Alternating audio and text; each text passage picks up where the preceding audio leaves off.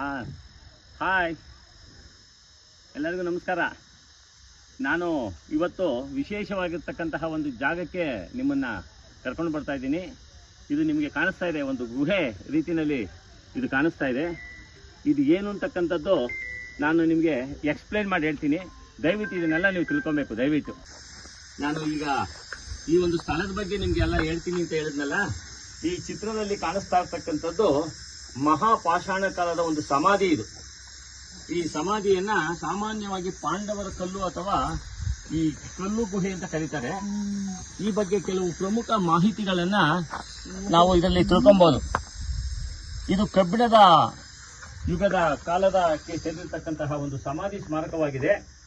ಇದು ಸುಮಾರು 3000 ವರ್ಷಗಳಿಗಿಂತಲೂ ಹಳೆಯದಾಗಿರ್ತಕ್ಕಂತಹ ಇತಿಹಾಸವನ್ನ ಇದು ಹೊಂದಿದೆ. ಅಂದ್ರೆ ಇದು ಈ ಮರಣ ಹೊಂದಿರತಕ್ಕಂಥವರ ನೆನಪಿಗಾಗಿ ಅಥವಾ ಅವರ ಶವದ ಅವಶೇಷಗಳನ್ನ ಇದರಲ್ಲಿ ಇರಿಸಿ ದೊಡ್ಡ ದೊಡ್ಡ ಕಲ್ಲುಗಳನ್ನ ಬಳಸಿ ಇಂತಹ ರಚನೆಯನ್ನ ಅವರು ನಿರ್ಮಾಣ ಮಾಡ್ತಾ ಇದ್ರು. ಅದೇ ರೀತಿಯಲ್ಲಿ ಇಲ್ಲಿ ಪ್ರಮುಖವಾಗಿ ಇವುಗಳನ್ನ ನಾವು ನೋಡ್ತಾ ಇದ್ರೆ ಇಲ್ಲಿ ಇವುಗಳನ್ನು ನಿರ್ಮಿಸೋದಕ್ಕೆ ಯಾವುದೇ ಒಂದು ಈ ಗಾರೆ ಅಥವಾ ಬೇರೆ ಏನನ್ನೂ ಸಹ ಬಳಸಿಲ್ಲ. ಕೇವಲ ದೊಡ್ಡ ಗಾತ್ರದ ಬಂಡೆಗಳನ್ನು ಒಂದರ ಮೇಲೊಂದು ಜೋಡಿಸಿಕೊಂಡು ಒಂಥರ ಚೇಂಬರ್ ಅಥವಾ ಕೋಣೆಯಂತೆ ಇದನ್ನು ನಿರ್ಮಾಣ ಮಾಡಿದ್ದಾರೆ. ಮತ್ತೆ ಚಿತ್ರದಲ್ಲಿ ಬಹುಶಃ ಈ ಡಾಲ್ಫಿನ್ ಅಥವಾ ಫಿಶ್ ಮಾದರಿಯ ಸಮಾಧಿಯನ್ನ ಇಲ್ಲಿ ಕಾಣೋದಕ್ಕೆ ಸಾಧ್ಯವಾಗ್ತದೆ.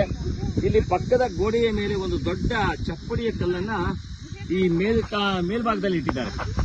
ಈ ಸಮಾಧಿಯ ಒಳಗೆ ಮೃತದೇಹದ ಜೊತೆಗೆ ಅವರು ಬಳಸ್ತಾ ಇರ್ತಕ್ಕಂತಹ ಮಣ್ಣಿನ ಪಾತ್ರೆಗಳು, ಕಬ್ಬಿಣದ ಆಯುಧಗಳು ಮತ್ತು ಆಭರಣಗಳನ್ನ ಇದರಲ್ಲಿ ಇಟ್ಟಿದ್ದಾರೆ.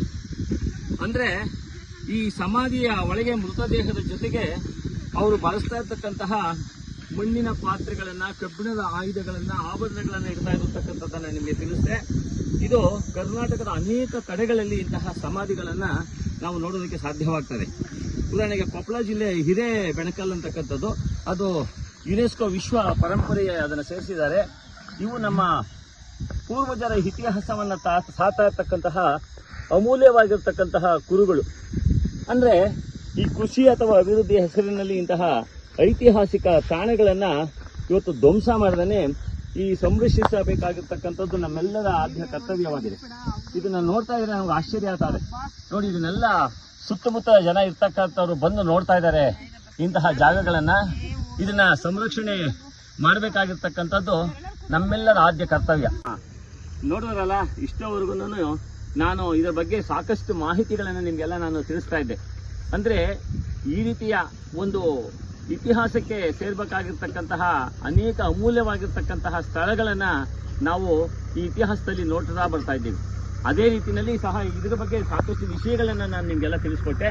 ಇದು ನೆಲಮಂಗಲ ಮತ್ತು ಸೋಲೂರಿನ ಮಧ್ಯೆ ಇರ್ತಕ್ಕಂತಹ ಕೋರಮಂಗಲದಲ್ಲಿ ಇದನ್ನ ನೋಡೋದಕ್ಕೆ ಸಾಧ್ಯವಾಗ್ತದೆ. ಇಲ್ಲಿ ಒಂದು ಫಾರ್ಮ್ ಹೌಸ್ ಕಾಣಿಸ್ತಾ ಇದೆ ನೋಡಿ, ಇಲ್ಲಿ ಪಕ್ಕದಲ್ಲಿ. ಇದು ನಮ್ಮ ತಮ್ಮ ಕವೀಶ್ವರ್, ಸೋಲೂರಿನ ಕವೀಶ್ವರು ಅವರ ಕುಟುಂಬಕ್ಕಾಗಿ ಒಂದು ಫಾರ್ಮ್ ಹೌಸ್ ಅನ್ನ ನಿರ್ಮಾಣ ಮಾಡಿದ್ದಾರೆ. ಸಿದ್ದು ಫಾರ್ಮ್ ಹೌಸ್ ತಕ್ಕಂಥದ್ದನ್ನ ನೀವು ಇಲ್ಲಿ ಕಾಣ್ತಾ ಇರ್ಬೋದು. ಇದರ ಪಕ್ಕದಲ್ಲೇ ಇದನ್ನ ನೋಡೋದಕ್ಕೆ ಸಾಧ್ಯವಾಗ್ತದೆ. ನೀವೇನಾದ್ರೂ ನೆಲಮಂಗಲ ಮತ್ತು ಈ ಒಂದು ಸೋಲೂರಿನ ಮಧ್ಯೆ ಕೋರಮಂಗಲಕ್ಕೆ ಬಂದ್ರೆ ಈ ಒಂದು ತಾಣವನ್ನು ನೋಡೋದಕ್ಕೆ ಸಾಧ್ಯವಾಗ್ತದೆ. ನೋಡಿ, ಇಂತಹ ದೊಡ್ಡ ಅದ್ಭುತವಾಗಿರ್ತಕ್ಕಂತಹ ಬಂಡೆಯನ್ನು ಯಾವ ರೀತಿ ಅದನ್ನು ಇಟ್ಟಿದ್ದಾರೆ ಅಂತಕ್ಕಂಥದ್ದನ್ನು, ಇದೆಲ್ಲ ಇತಿಹಾಸದ ಪುಟಗಳಲ್ಲಿ ಇದನ್ನ ನೋಡೋದಕ್ಕೆ ಸಾಧ್ಯವಾಗ್ತದೆ. ಇಂತಹ ಒಂದು ಸ್ಥಳವನ್ನ ನೀವ್ಯಾರು ನೋಡೋದಕ್ಕೆ ಮರಿಬೇಡಿ. ದಯವಿಟ್ಟು ಈ ಸ್ಥಳಕ್ಕೆ ಬಂದು ಒಮ್ಮೆ ನೀವೆಲ್ಲ ನೋಡ್ಬೇಕು ಅಂತ ನಾನು ವಿನಂತಿಯನ್ನ ಮಾಡ್ಕೊಳ್ತಾ ಇದ್ದೇನೆ. ನಮಸ್ಕಾರ.